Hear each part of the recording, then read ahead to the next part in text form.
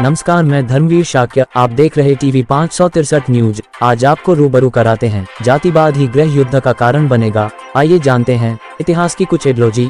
America के गोरे लोगों ने रंगभेद के खिलाफ हुए काले लोगों के आंदोलनों का शुरुआत में विरोध किया। अमेरिका को गृहयुद्ध झेलने पड़े। मार्टिन लूथर किंग से लेकर अब्राहम लिंकन तक का इतिहास इसकी बानगी देता है। मगर बाद में उसी अमेरिका के गोरों ने रंगभेद के आंदोलन का समर्थन किया और घुटनों पर बैठकर अपने पुरखों के गुनाहों की माफी मांगी।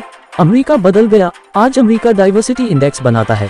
व्हाइट हाउस में एक ब्लैक राष्ट्रपति बन चुका है और आर्यावर्ते जम्बूद्वीप भरतखंडे में जाति नामक बीमारी के साथ यहाँ के सवर्णों ने ठीक उल्टा किया। जाति के विनाश वाले विचार और आंदोलनों का विरोध किया। बुद्ध, कबीर, रैदास, नानक, बुल्ले शाह, बसवन्ना, नारायण गुरु, शाहू, फुले, अंबेडकर, लोहिया, राहुल सांकृत्यान, कर्पूरी, जगदेव, ललई, काशीराम, मुलायम, लालू, शरद, वीपी सिंह जैसों के जाति विरोधी आंदोलनों और विचार को ही जातिवाद बढ़ाने वाला कहकर अपमानित और उपेक्षित किया। भारत आज भी जातिवाद नामक बीमारी से ग्रस्त है, क्योंकि बीमारी पैदा करने और बढ़ाने वालों ने कभी इसका विरोध नहीं किया, लाभ उठाया। जो सवर्ण जाति व्यवस्था का विरोध किया उसका भी सवर्णों ने विरोध किया। ऊपर कई सवर्णों के भी नाम लिखे हैं जिन्हें सवर्ण अपना नहीं मानते। सामाजिक न्याय के लोग उन्हें अपना मानते हैं। भारत में जातिवाद खत्म इसलिए नहीं हुआ क्योंकि बीमारों में सुधार नहीं हुआ, बल्कि जातिवाद इसलिए खत्म नहीं हुआ कि इलाज करने वालों को ही बीमारी बढ़ाने वाला बता दिया। सुनिए दिल्ली विश्वविद्यालय के प्रोफेसर सतीश देशपांडे को। काश ऐसे लोग और होते, काश इनकी बात सब समझ पाते। देखिए पूरी रिपोर्ट। मेरा ही आप उदाहरण लीजिए। मेरे दादा के पास 200 एकड़ से ज्यादा जमीन थी, यानी उनकी अपनी जमीन नहीं थी।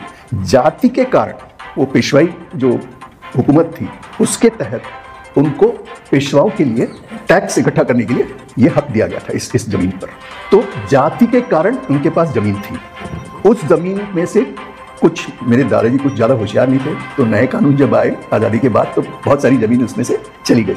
तो लेकिन फिर भी जो कुछ भी बचा था उसमें से कुछ ज़मीन बेच के मेरे पिताजी को और मेरे एक चाचा को, एक को मेरे पिताजी को इंजीनियर बनाया, एक को डॉक्टर बनाया। तो इंजीनियर का बेटा मैं, तो मुझे लगता है कि मेरा जाति से क्या लेना देना।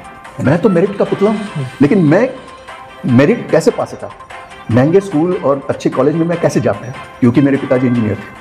मेरे पिताजी इंजीनियर कैसे बने? क्योंकि मेरे दादा के पास जमीन थी। मेरे दादा के पास जमीन क्यों थी? क्योंकि उनकी जाति फलान थी। कुछ और जाति होती तो उनके पास कोई जमीन नहीं होती और मैं यहाँ नहीं बैठा होता।